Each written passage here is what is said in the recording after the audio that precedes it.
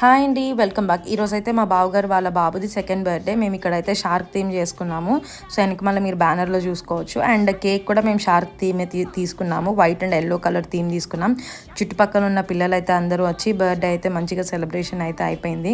మా అత్తయ్య గారి దగ్గర, బావగారి దగ్గర అండ్ మా హస్బెండ్ దగ్గర బ్లెస్సింగ్స్ అయితే తీసుకున్నారు. సో నేను కొన్ని వీడియోస్ అనేది నేను తీయలేకపోయాను అక్కడ ఉండడం వల్ల.